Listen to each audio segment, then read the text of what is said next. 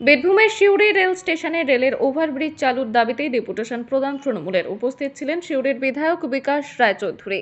বিকাশ রায়চৌধুরী জানান, আগামীকাল থেকে শুরু হচ্ছে মাধ্যমিক পরীক্ষা। ছাত্রছাত্রীদের কথা মাথায় রেখে যদি ওভারব্রিজ খুলে দেওয়া হয় তাহলে যাতায়াতের ক্ষেত্রে অসুবিধার মুখে পড়তে হবে না ছাত্রছাত্রীদের।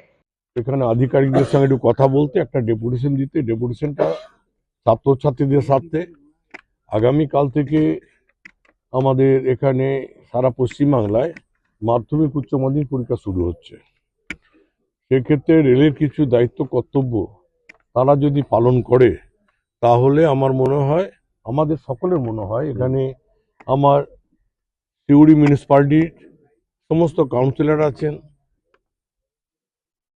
আমাদের সিউড়ি শহরে তৃণমূল কংগ্রেসের দায়িত্বশীল নেতৃত্বরা রয়েছেন, সভাপতি থেকে আরম্ভ করে মহিলা সভাপতি, যুব সভাপতি থেকে আরম্ভ করে প্রত্যেকেই আছেন এবং কাউন্সিলররা প্রত্যেকে আছেন। আমাদের দাবি হচ্ছে ডিভিশনাল ম্যানেজারের কাছে আমরা একটা মেমোরান্ডাম দিয়ে এলাম। কাল থেকে পরীক্ষা শুরু হচ্ছে সিউড়ি শহরে ব্যাপকভাবে, বিশেষ করে হাটজেন বাজার এইখানটায়।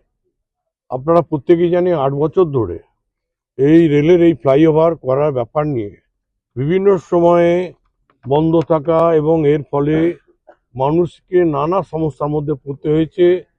যানজট থেকে আরম্ভ করে সেটা তো বড়, প্লাস অনেক মানুষ দুর্ঘটনা এখানে ঘটে গেছে।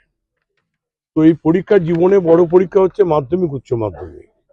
সেই পরীক্ষার সময় ছেলেদের মাথায় চাপ থাকে, মেয়েদের মাথায় চাপ থাকে এবং তারা বাড়ি থেকে বেরোয় সঠিক সময়ে যাতে আমরা পৌঁছাতে পারি।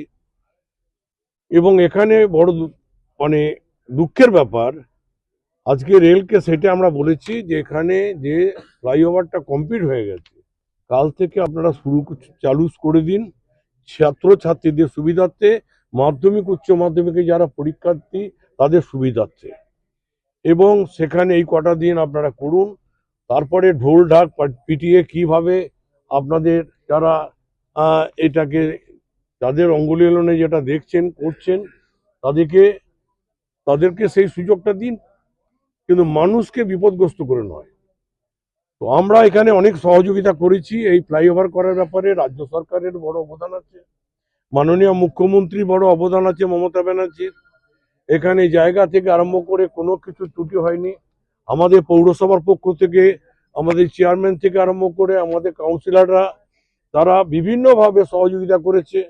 যেখানে যার পাকা বাড়ি দুতলা বলুন, সেটাকে কিভাবে তাদের কাছ থেকে বুঝিয়ে সেখানে জায়গার ব্যবস্থা করে দিয়েছে। কিন্তু 8 বছর হয়ে গেল, আবার কেন সেটাকে লেন্দি করা হচ্ছে, কেন দেরি করা হচ্ছে, মানুষকে কেন এখনো অসুবিধার মধ্যে ফেলা হচ্ছে?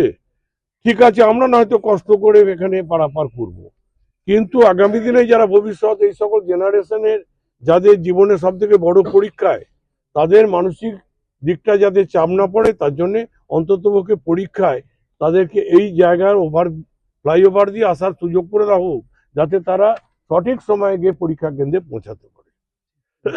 এটা হচ্ছে আমাদের বক্তব্য। এখানে আমরা তার বক্তব্য আমরা ওখানে আমাদের স্টেশন ম্যানেজার ছিল না, রবিবার দিন তিনি থাকেন না, তিনি ছুটিতে আছেন। আমাদের সঙ্গে ফোনে কথা হয়েছে এবং তিনি বলেছেন এটা আপনাদের, এটা যথাযথভাবে আমরা যেখানে পাঠিয়ে দেবো। এবং সেটা আমি এনাকেও রিকোয়েস্ট করেছি, আমরা সবাই রিকোয়েস্ট করেছি যাতে কাল থেকে এটা চালু করা হোক ছাত্রছাত্রীদের স্বার্থে, তাদের মানসিকভাবে তাদের যেন কালকে অসুবিধায় না পড়ে এবং এই যানজট থেকে তারা যেন বাঁচতে পারে এবং তারা গিয়ে সঠিক সময়ে পরীক্ষা কেন্দ্রে পৌঁছাতে পারে, আবার পরীক্ষার পরে সঠিকভাবে তারা বাড়িতে পৌঁছাতে পারে। সুতরাং এটাই ছিল আমাদের দাবি এবং আগামী দিনে আমরা বলবো, আর কাউরি প্রতি কার কবে সময় হবে সেদিকে না তাকিয়ে আপনারা চালু করে দিন। এবং এটা তো যখন কমপ্লিট হয়ে গেছে, 8টা বছর মানুষকে কষ্ট দিয়েছেন, আর কষ্ট দিয়েন না।